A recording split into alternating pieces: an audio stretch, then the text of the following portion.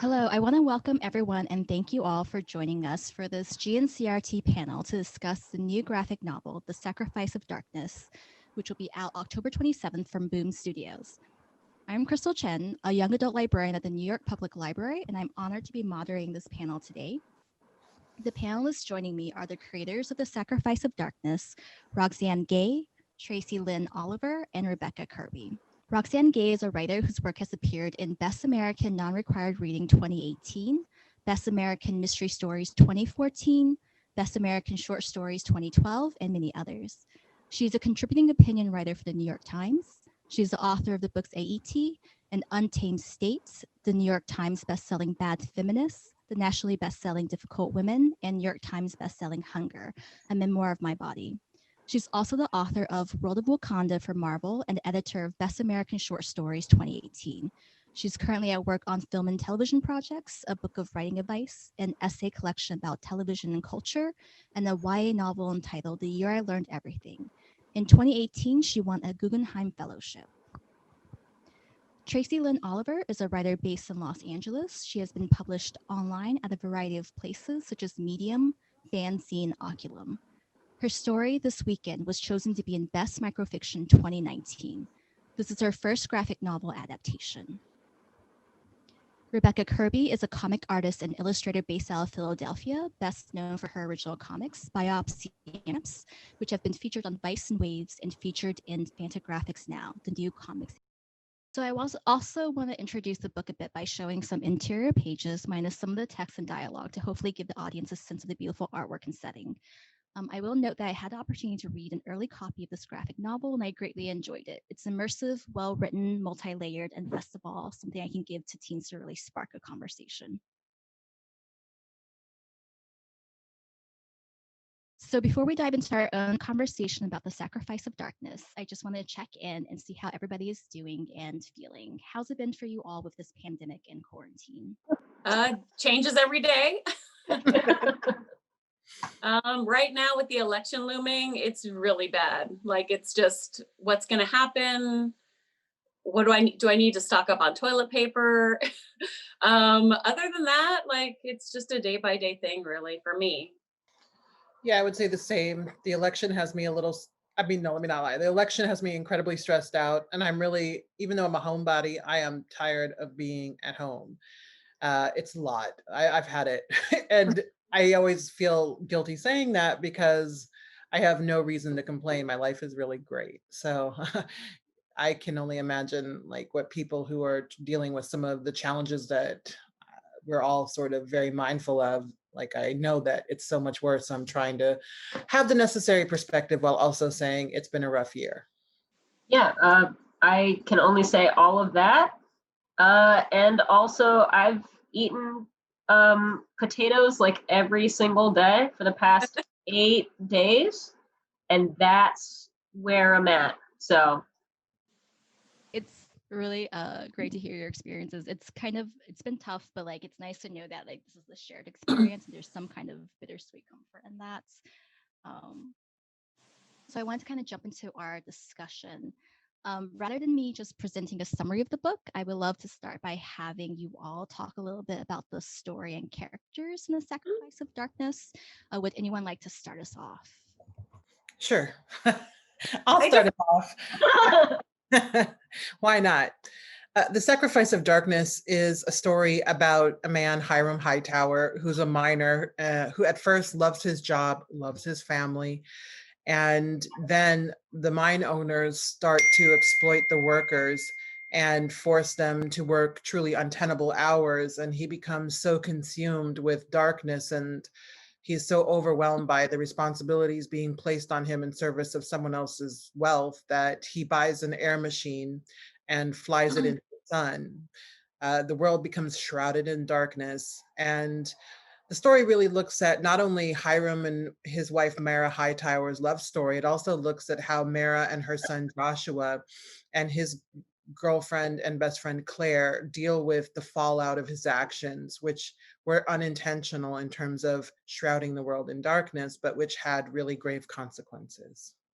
So this graphic novel is based on the short story We Are the Sacrifice of Darkness that was first published in 2013 and also collected in Difficult Women. I noticed that in Ayiti, another one of your Roxane's short story collections, there was this like immensely powerful story called Sweet on the Tongue that I believe was later developed into a novel, Untamed State. So my question to you, Roxane, is are there certain stories that linger with you and ask to be told in different lengths or different formats? Or is the decision first to find a story that has the potential to be adapted rather than the other way around? And then additionally to Tracy and Rebecca, was there something in this particular story that also resonated with you and made you want to work on this project? I certainly always just write the stories that I want to write, and they tend to linger. My novel, both of my novels, one which is forthcoming, started as short stories. And I have adapted or am adapting a lot of my work for film and television. And this is the first time I'm adapting my work for a comic, for a graphic novel. And it's simply because the story just lingers, and I find that a lot of my stories lend themselves to expansion. There's more story to be told. And with this story, when Boom approached me and wanted to work on something together, I thought I would love to see this story expanded, and I would love to see an artist take this story and reinterpret it in her own way. And we were incredibly lucky because Rebecca's an incredible artist. So this has been amazing for me to see my story grow, and to see especially Tracy put her own imprint on it as well. For me, I've always loved this story. I'm a Roxane Gay fan, as well as her friend. And this story was more my jam in that I'm kind of a fantastical writer. And so it spoke to me from the get-go. So when she approached me to expand on this story, I was really excited, like, where can I play here? How can I develop, the other half and stay in tune with her, original story, and explore that universe where the sun is taken away from everyone. So I was glad to be given an opportunity. I mean, apart from obviously being really excited to have been given an opportunity to work with the two of you, which is like, ace, that was awesome.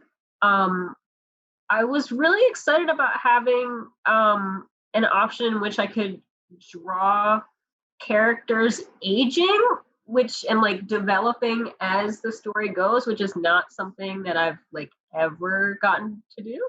And sort of watching all these characters develop and then like snowball into other relationships, and you get to see it all happen through time, and that's like not something you get to do very much. And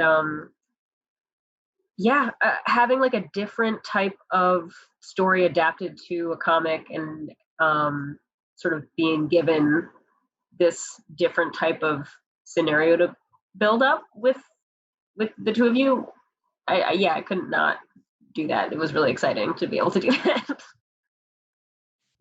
So I have a question for Tracy. You're a writer who's written frequently for Gay Mag in a biweekly column called What Music Speaks. So I read several of your pieces. I love your evocative writing style that really anchors the reader to a place, a moment, and a mood, where not only can you visualize the scene, you can hear it, taste it, and feel it, which I think is a real skill. I would love to hear more about what the writing and adaptation process was like for you, Tracy. Yeah, I was really nervous to take this on, but Roxane, she convinced me that I could do it, which is good to have someone in your corner and that she trusted me with her work. So my first, there was a couple different stages. I had to learn.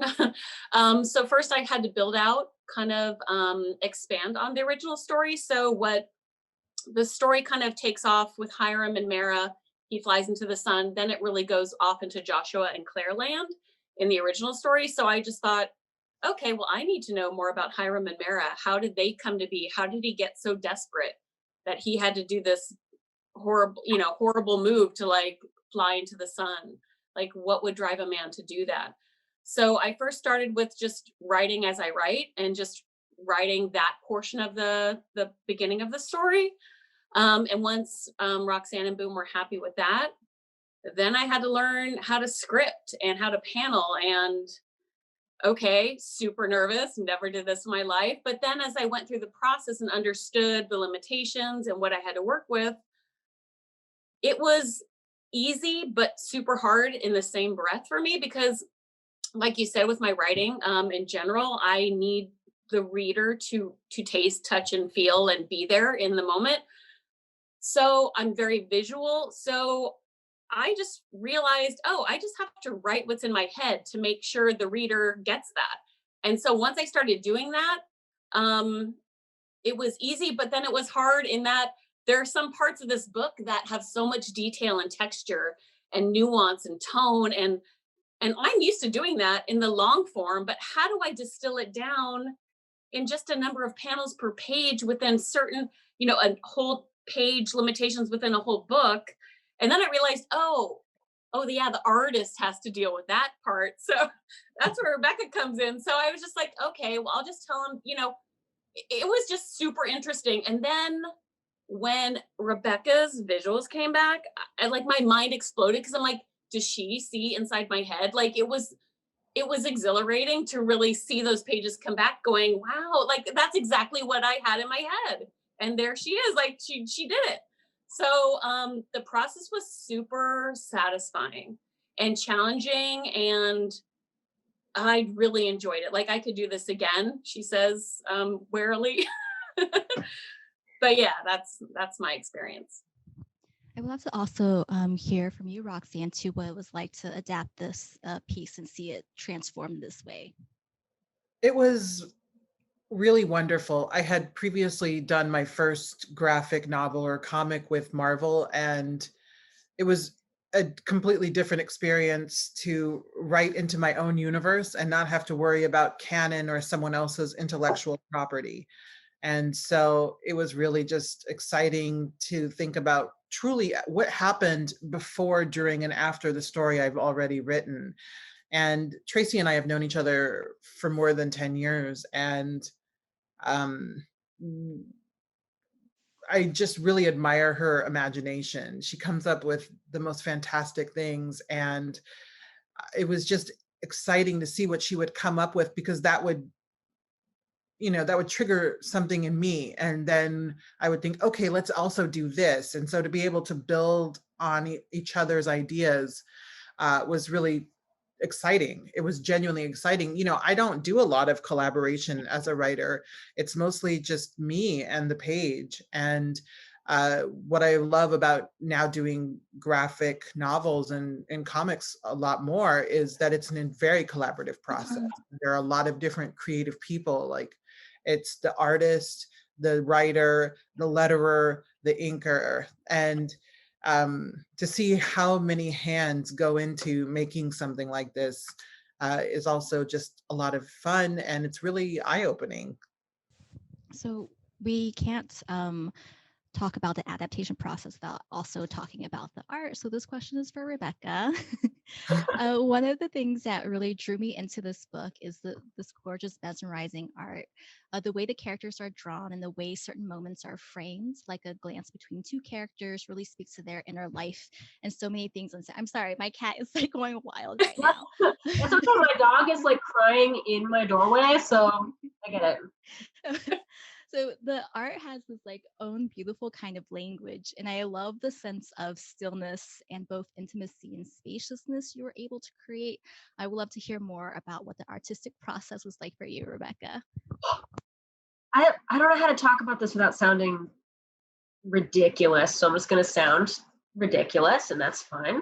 I think especially going from the script and like what I knew about the story is that it felt a lot to me like a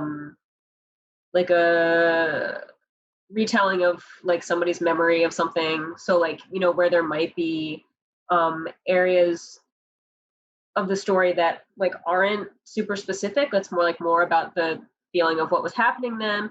And it sort of paved the way for me to be able to like make these big landscapes that sort of became a part of the language, and like the setting got to take on like a character of its own. And I don't know if this is universal. I'm gonna go ahead and assume that it's universal or whatever, but like when you sort of go and revisit your own memories, or you like look back on things that have happened, it's not like if you're having a conversation with somebody, you're not just like looking at somebody's head the whole time. You're looking at their hands emote, or like you're looking around and seeing what else is going on. So like even in a conversation in this book, you're not, you have the lettering superimposed over maybe what somebody's looking at, or like what they might remember from that conversation. And so it was nice to sort of piece together the visuals in a way that I hope felt a little bit like how someone would tell you about a memory of theirs. The art is such a joy in this book, so you did a wonderful job. So my follow-up question to this is, when it comes to melding the art with the text, how closely do all three of you, along with colorist James Finner, work together to make these decisions about what works and what doesn't? It's a process. One thing I actually think is really interesting about the process is that Tracy and I created the script, and then we pass it to Rebecca, and she does her own thing, and then we get to look and offer feedback. But I think one of the things that Tracy and I agreed on from early on is that we didn't want to micromanage something that we can't do. And so we certainly had thoughts, opinions, and feedback, but we really trusted and knew we didn't have any problem with trusting Rebecca to interpret our script the way that she did. And sometimes we saw things and thought, oh, I didn't think that was what that looked like, but that's what that looks like. And the same with the color. In fact, like the color palette was not what I had originally imagined. And then once he got his hands onto it, and these sort of muted tones, but it's so deeply saturated nonetheless, we just knew, okay, again, we're not going to micromanage this. And so it was collaborative in that we got to see what both Rebecca and James were doing. It's James, yes? Yeah. Yeah, okay. I was like, I know it's James, but I don't want to fuck this up. It was just great to be able to see it, mostly like because we wanted to see it. But we trusted them, and hopefully they trusted us to do what we do. And it was very nice, actually. Did the hands-off, non-micromanaging process work well for you, Rebecca? It was super cool. I would have like parts of it where I was like, I don't know how to do this like just like this, and so I would like change it and then sort of like hand it back, and they'd be like, yeah, it's fine, or they're like, like actually maybe do this a little bit differently, which is cool because also like once you get 100% into what you're doing and sort of everything else, you have no perspective anymore. It's so sick to be able to sort of like reach back and get feedback from other people involved in it, because if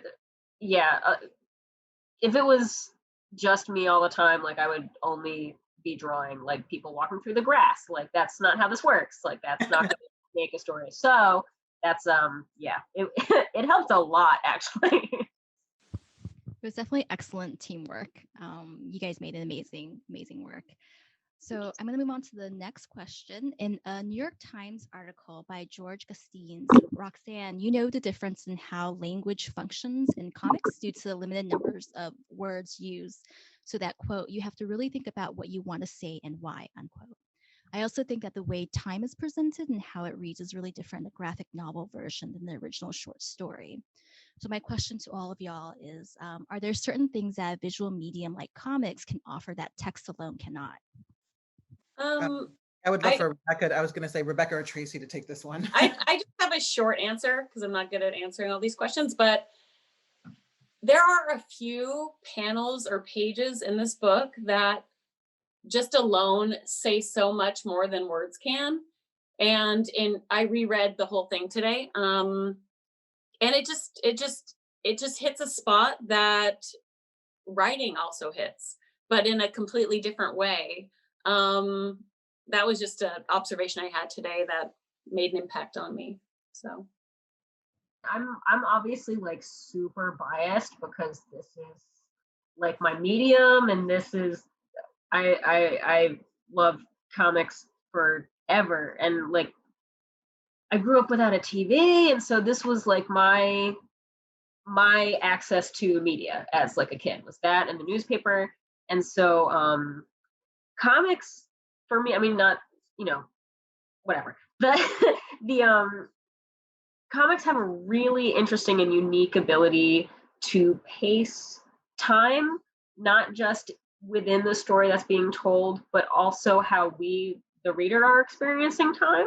And there's all these like sneaky little ways that you can manipulate time in this way, which is, I think, unique to the medium. I think that sort of like if you know you want the reader to spend a lot of time here, like on this part of the story or on this panel, or like sit and absorb it and like bask in it or whatever, the more you put into that panel, the more someone's just gonna sit and like look at it and move around it. And I think it's beautiful, and I think it really is unique to the medium. And yeah, I'm glad that the story was done in this medium. I think that it's a really different take on like what comics can do, and I think it really challenges what comics can do, and that's awesome. I love that answer. Me too. Oh, you made me cry. No, that was beautiful. So I think this leads into a good follow-up, which is, I mean, I would love to see this as a film or a TV series. We've seen The Boys get adapted into a television show. Watchmen, that was a great adaptation. So with those mediums, the silver screen offers something new to the storytelling as well.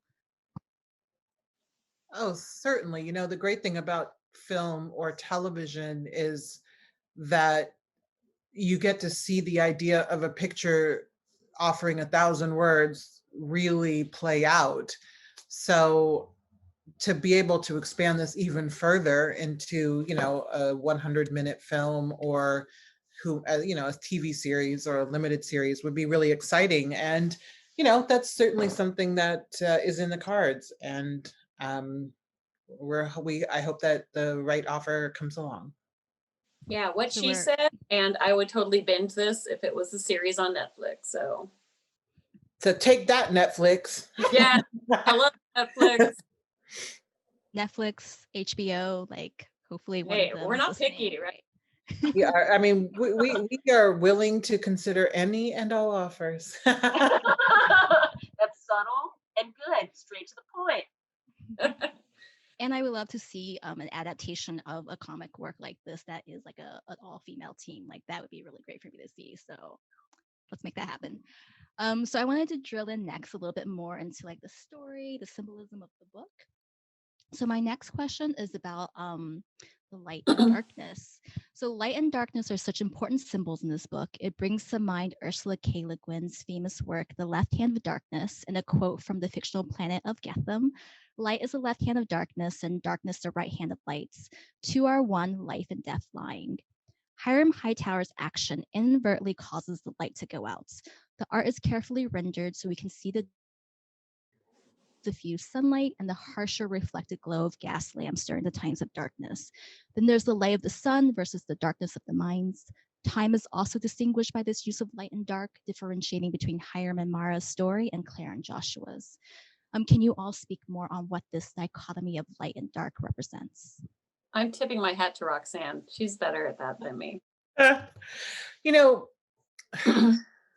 thing is that a lot of stories boil down to, the same thing, like the fight between good and evil. And so in a heavy-handed way, the balance between lightness and darkness is really about the balance between hope and despair, between good and evil, between right and wrong. And one of the most exciting parts of being able to adapt this into a graphic novel was to be able to use the color story as a way of reinforcing the actual narrative, and to see how, as the story shifts, the color story also shifts. And James did a phenomenal job in doing that. And we basically, both Tracy and I, when we were talking with Boom about what we wanted the color to look like as they were giving us the sort of colorist options. Sorry, I forgot to turn my phone off. One of the great things was that they listened to us about how we wanted to see the story shift from light to dark to light again. And at the end of the story, I don't want to give it all away, but we do start to see, after quite a lot of darkness, that glimmer of light and of hope and also of joy, because I think that the light parts of the story in terms of color are also the most joyful parts of the story. And we did want, I do tend to write fairly dark stories, but this was one of those stories where the darkness wasn't the point. The joy was the point, and the love that the characters share, that Joshua and Claire share, that Mara and Joshua share, Joshua and Claire, Mara and Hiram, like their love stories are the heart of this book. Tracy or Rebecca, do you have any thoughts on what the light dark symbolism Actually, I think means? it's something that James handled really well. So when we were all talking in the beginning, we had definitely talked about like a pretty distinct distinction between how the story would look when we were talking about Hiram and Mara, and how the story would look when we were talking about Claire and Joshua. And in these distinct times when the world did actually look very different. And something I think that James did so well was that, logistically, it can't be all like, super, super dark, or it gets hard to look at, or you can't see what's going on. And he managed to like balance it in a way that the light in the story after the sun had gone out was like so much more important at that point. Like it carried way more weight, and it visually carried way more weight, and that was such a cool balance that he got. I like couldn't believe it when I saw it. It was so smart to have it in the darker parts of the story, have like these little dots of light that mattered so much and were just so well done. And that was my favorite part about how he handled it, I think. I mean, also it was just beautiful, but yeah. Yeah, I was super pleased with how he handled the colors, because you can't just have a black book. And I also liked how, even despite whether there's lightness or darkness throughout the story, is that there was always light within these characters, and how they held each other up and loved each other and supported each other. And that was nice, that no matter what the situation in the world, they all had each other. And that felt good. Yeah, I love the sense of hope in this book. I think it's really wonderful. So some people see science fiction as this cool genre that features futuristic technology and shows a glimpse of where humanity might be in 200 years. But I think the true strength of the genre is not its ability to show the future, but its ability to reflect our current condition and our contemporary cultural anxieties. So we see that with the works of notable sci-fi writers like Ursula K. Le Guin and Octavia E. Butler. And like last year's YA novel Pet by Akwaeke Emezi, I think The Sacrifice of Darkness also functions as this really effective allegory. On the surface is the story of the Hightower family, but layered within is this narrative that speaks to the cyclical nature of systemic oppression in our society. The councils in particular, at least for me, hearken very much to modern day politics, which is like inescapable with our upcoming election. Can you speak a bit more to how The Sacrifice of Darkness is situated within the sci-fi genre, and also what the overarching goal, message, and influences were when creating this allegorical story? I think this is something that plays by the rules and understands the genre it's a part of, and it imagines a world that is somewhat recognizable, but that is also completely unrecognizable. So there are elements of it that are grounded in this world, and there are elements of the story that are grounded in an imaginary world. The best sci-fi is also about the same things that literary fiction is about, that any story is about. There's a hero who wants something, or there's a hero who wants something and there's an obstacle, or there's a calamity and the world has to deal with it. And so, it was really great to be able to, I love writing in genre, and I love when I get to make up the rules.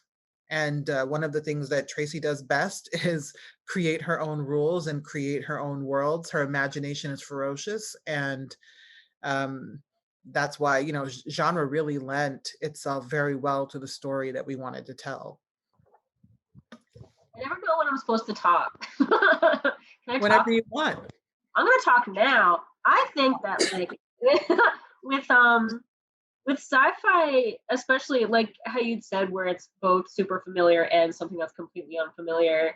I thought that because this book was like going over like generational stories, and so much of like what's familiar, completely familiar for us now in the world that we're in now, would be unthinkable to like our parents or our grandparents or whatever. And so watching that happen like in real time and literally in this story, that's like exactly what's going on. And so like the things that didn't change, and the things that did change were like unthinkable to previous generations within the story.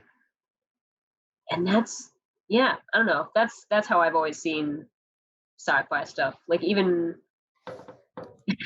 even going back to like sci-fi books that I read when I was a kid, like the Day of the Triffids, which I don't know if anyone remembers that, but that was like my first sci-fi book ever. And it like changed everything for me.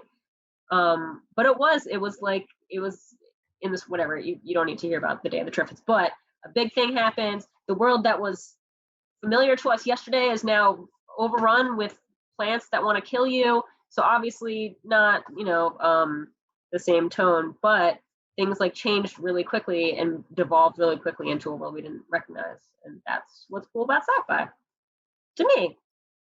Yeah, one can say we're almost living a sci-fi moment this year. Oh my gosh. That's I mean, if true. when I reread the novel or this graphic novel earlier in the year, I'm like, holy heck, like this is happening in a different way, but it's happening. And I was like struck by, hey, Roxane, do you have psychic powers? how did you in 2012 come up with Corona Council and the world changing overnight and everyone having to scramble to learn how to deal and live in a new space? Yeah, so strange. I think there is this kind of like universality to this book that does really like, I think it'll resonate this year, next year, whatever. Hopefully great things will happen next year. But like there is a timeless quality to it for sure. So I want to also talk a little bit about time, which I think is another important theme of this book. So in Kindred's, Octavia Butler wields time, particularly time travel, as an effective vehicle to extinguish distance and speak to ideas of intergenerational or transgenerational trauma. Samuel R. Delaney's Dahlgren plays with perceptions of time so that the reader's experience of the narrative is both cyclical and multi-directional. In the same way that light and darkness plays an important role in the sacrifice of darkness, so does the element of time. The two generations of Hightowers, Hiram and Mara's story and Joshua and Claire's story, are laid side by side, interwoven together in almost a recursive fashion. Except Joshua, who aims to be better, tries to break that cycle to fight and to resist. So why was it important to flash back and forth in time and to tell these stories side by side, rather than taking a linear path of telling the story from past to present? How do you use time to probe at issues of race and power?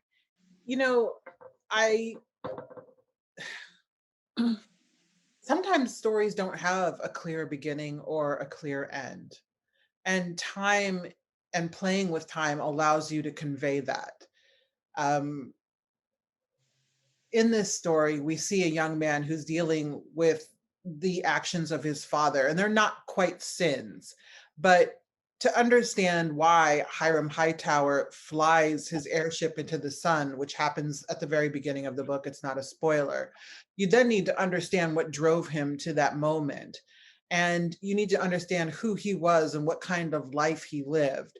And so being able to tell the stories in parallel really lent itself to making sure the reader understood just how much Hiram was sacrificing and how deep his sorrow must have been for him to sacrifice that, because he had lived other than the exploitation, he had lived a really good life, and he's a good man. And so just taking that, playing with time in that way, I thought really just heightened the emotion that I wanted the reader to feel. In terms of thinking about race and oppression, these are things that are timeless. No matter what time we are in, racism has been a problem. And what's frustrating about a lot of science fiction is that it tends to act as if racism is a problem we solved and we are post-racism. And that's what makes Octavia Butler's writing so amazing. She directly engages with racism. And so I don't ever want to pretend that racism was neatly solved in any world, whether it's this world or a magical realist world or a science fiction world. We have to reckon with difference and the ways in which any society deals with it. And so time in that regard is unfortunate because we have not yet figured out how to live with other people in healthy ways. And in this story, we also see that to be the case. And race is not necessarily the issue, it's more a class-based story, but still race does play a part. As far as like my contribution goes, I think that having the story jump back and forth, I mean, reading it made it a really interesting read, I think, because you're able to more easily draw these parallels between the two stories that we're experiencing as we read it. And then also visually, I think that it made for it was so cool to be able to watch characters develop, and then you sort of get to jump back and see like Joshua's parents when they were only a little bit older than he suddenly is. It's sort of, it made me feel more attached to them as people, having the opportunity to go back and revisit and then come back to the present time. And I think, yeah, I think for me, 'cause I don't know, time, I mean, obviously time is linear as far as we experience it, but we're always revisiting our memory or anxious about what's going to happen next. And I think in a way, it's almost more realistic to have a story work this way. Because we're always jumping, nothing is like right in front of us all the time. And it isn't here either. And yeah, I really felt very attached to them as it felt like I was remembering with them. And then I was, suddenly brought back to reality here. Yeah, I don't know. I felt like, I think I felt more attached to them as people than I might have done if it was some other way. I can't really imagine it any other way, actually. For me, obviously I wrote it linearly. I can't say that word. But I'm glad the decision was made to flash back and forth. To me, it kind of harkens back to like me. I've been a child. I've been married. I've had children, and I have parents that have done that same thing. And you kind of forget that part. You're like, oh, they're just my parents, and they never lived a life before me. So it kind of made me feel like, oh, I'm seeing them at that stage, and I'm seeing Claire and oh, I'm blanking out. Joshua, I was gonna say, at that same stage, and you kind of follow them side by side in their lives, and you realize, I don't know, it felt like a greater connection for me in like pairing them, the two different sets of characters in their parallel lives, one after the other. Instead, if it was linearly, I don't know if I would feel that same connection to their different stages in lives and their different struggles that they had to encounter along the way. So I really am glad we made that decision to go back and forth. So my last question about the sacrifice of darkness is, so the most powerful stories for me are the ones that linger with you long after you close the book. And this is one of those stories. And the way the art ties everything together is really stunning. So as a reader, I do want that hopeful future for Dawn, Joshua, and Claire, and I want that hopeful future for all of us. What do you see for the future of Joshua and Claire and successive generations of the Hightowers? What do you see in our collective futures? And what will it take to bring back the light into our contemporary society? That's a big question. That's a small question, easy. I'm a romantic. And so Joshua and Claire live a very happy life, and they raise a beautiful family, and they know challenges, of course, but despite everything they've been through and despite the frustrations of having to answer for a mistake that was not their own, they managed to thrive. And so that's extremely exciting to me, the idea of that. They've suffered enough, especially Joshua. There's no need for more suffering. I don't know what's going to happen in the world. I can't believe we are where we are. I cannot believe that we are currently living in a country where the government has truly and publicly said that they're not going to do anything to try and stop a pandemic, when if we all just sucked it up and stayed home for 2 weeks and prepared adequately and made sure that people without means were also able to stay home for 2 weeks, we could get this thing under control. It seems complicated, but it's actually incredibly simple if the government were to lead. And so it's indicative of the way in which this country deals with everything else too: racism, poverty, the lack of universal health care.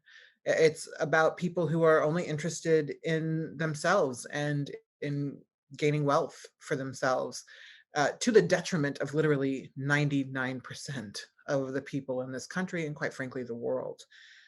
And so until that changes, until we start to give the collective more consideration, I just don't know, but I hope. I genuinely hope, and I don't really traffic in hope, but I hope that something changes and soon. Yeah, what Roxane said, I think Joshua Clare and their daughter, I'd really love to write that next story because I really want to find out, but I do feel it will have some struggles, but I feel like overall there's going to be great, lovely things for them because they deserve it. And I kind of hope in our world that same thing happens, that we could get through this, and certain things would have to change to get through this, but then we all come together and kind of move past and forward with just a better connection. I feel like now we're so divided, and to get rid of that division, there's going to need to be some big change. And I, hoping that will happen. I'm not sure what else I can add to this. I mean, I hope Joshua, Claire, and Dawn get a dog, and that maybe like some chickens, and that's, they get to live the ideal life where they don't have to go to the grocery store for their own tomatoes. They can just go out in the garden. And oh my God, anything beyond that regarding our actual real life that we're all living, I got nothing. I got nothing that I can add. I feel bad on the last one going, and I'm like, I have nothing for you, but there you go. I mean, I will say that, like, hearing about this book in relation to what Roxane was saying about the pandemic, the idea of those councils asking for this like sacrifice of a life, like I feel like that just really correlates in some ways what's happening now, which is so sad. But then what's so wonderful, and why I do think this is such a beautiful teen book, is that young Joshua, young Claire, they're able to kind of forge their own futures, and they're able to change the world in their own way without having to buckle underneath what the council wanted. So I think that's wonderful. I think we still have like a few more minutes, so I wanted to ask a couple of like bonus questions, which I'm just always kind of curious about. So it's a two-parter, I guess. Like, my question is for each of y'all, and we can go Tracy, Rebecca, Roxane this time. What's your sort of greatest influences, live or dead, and if there are any current contemporary writers or artists that are creating work that you really admire and kind of want to shout out? I'm very curious to hear. I'm always really bad at these questions, but my influence has always been Stephen King. He just impacted me at a super young age, probably younger than I should have been. I'm really into the dark genres, so like Stephen King, Chuck Palahniuk, people that really write disturbing things really capture my attention. So I kind of, that's kind of where my reading and writing stems from. So like, for example, this might have been a really disturbed choice, but My favorite book of Stephen King's is The Stand, and I reread it back in March, probably for the 18th time, and reading it in parallel with what was happening live in the news was super surreal. But oddly, I found a huge comfort in rereading that book that I love so much during such an unsettling time. But it was kind of horrific how close he was to real life. Yeah, I think that's all I got. I guess influence-wise, Rumiko Takahashi was the first graphic novelist that I just like became obsessed with and wanted to collect everything that she'd ever done. And just like as far as like formatting in comics goes, like using the medium to the absolute most that you can absolutely do, like whether it's for slapstick or like drama or anything, like really utilizing like every single element of the comics medium, and so intelligently, and it's so funny and so dumb but like so pretty, and it's just the perfect comic. And I like idolize the dumb story, like as far as what I do in all my spare time, just like really stupid stuff is like my favorite stuff to write, which probably doesn't reflect very well on me. But you know, like a lot of children's media when I was a kid, I think people were probably pretty worried that I wasn't going to grow out of it, and then I didn't, and that's just where we are. And I'm in my 30s and still never grew out of it. But that's the kind of stuff that I think has always and still influences me beyond anything else, like in a way that's sort of, you know, like the people who made it are all adults. They know that things are miserable. They know that we're going to need this as a child, and we're going to need it for the rest of our lives. And that's I think a little bit why I like it so much. And she, as far as like an influence, really just did the most for that kind of story. And yeah, so there you go. I think my primary influences were Edith Wharton, who is my favorite writer, Laura Ingalls Wilder, because I loved A Little House on the Prairie, and those books were incredibly formative for me as a writer. Alice Walker, and especially her novel Possessing the Secret of Joy. Everything Toni Morrison has ever written. Toni Morrison has a staggering intellect, and she's good at both fiction and nonfiction. She takes chances. And I aspire to a fraction of what she does. And Zadie Smith is another writer. I love that she knows who she is as a writer and executes her craft unapologetically. In terms of writers who are doing amazing work right now, there are just so many. It's a grand time to be writing alongside the incredible writers who are writing today. I'm really into the writing of Soraya Nadia McDonald, who's a cultural critic who writes for The Undefeated at ESPN. Tressie McMillan Cottom and I co-host a podcast together, and I really love her nonfiction and the ways in which she uses a sociological lens to talk about this world that we're living in. But she does so in an accessible way, which is really great. There's a woman who's named Helen Huang, and she writes romance novels, but she writes romance novels about people who are neuroatypical. And they're just so warm and cheery. And I love a romance novel. And to see someone writing about people who do not normally get to see themselves on the page is outstanding. Diane Cook is an incredible novelist. She has a book out this year called The New Wilderness that is sort of post-apocalyptic, but it's also a mother-daughter story. I'm a big fan of Vanessa Veselka, who has a novel out this year called The Great Offshore.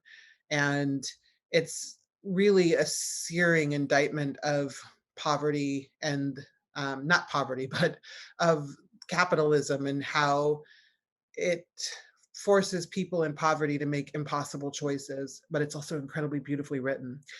And that's just to start with. I love that. I feel like you're doing my job as a librarian for me. So many great recommendations. Thick was definitely like such a great read. And I want to say to Tracy, I love the reference to Stephen King because my roommate is a huge Stephen King fan. I am too scared to read any of his books, but I have read all the Wikipedia plot summaries. So I know what happens. You're almost there. So for those that haven't read The Sacrifice of Darkness yet, I hope that this panel discussion will motivate folks to get the book as soon as possible and to also check out the original short story and Difficult Women. Like I said, I think this is an excellent book for not just adult readers, but also teen readers who I think will really connect to Joshua and Claire's story. So my final question to the panel is, what new projects do you all have upcoming and what can we all look forward to after reading The Sacrifice of Darkness? And please let us know if there's any websites or social media accounts that we can follow.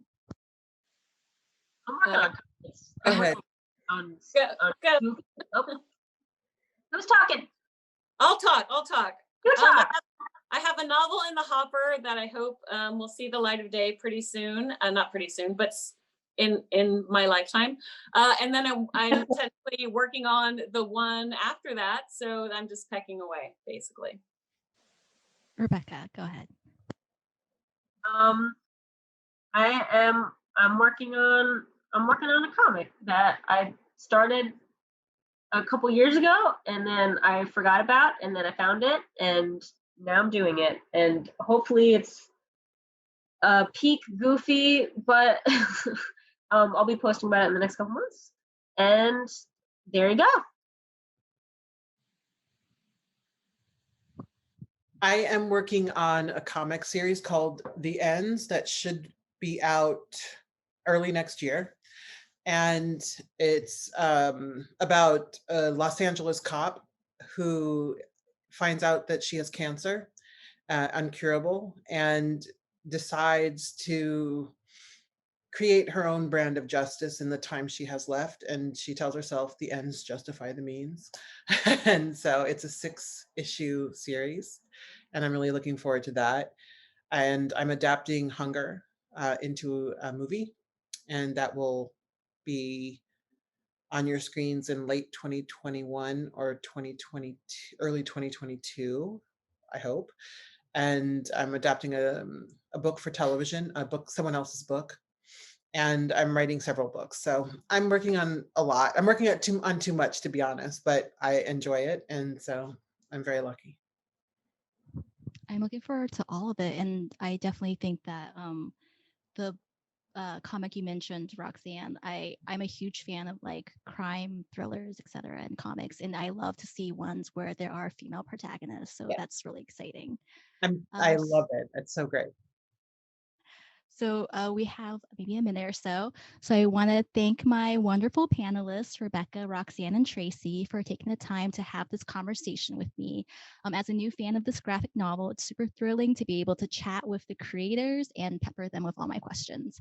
I want to thank the teams at Boom Studios and ALA's Graphic Novels and Comics Roundtable for setting all this up and providing the space and resources to have this discussion. So thank you. Thank you, Crystal. Thank you.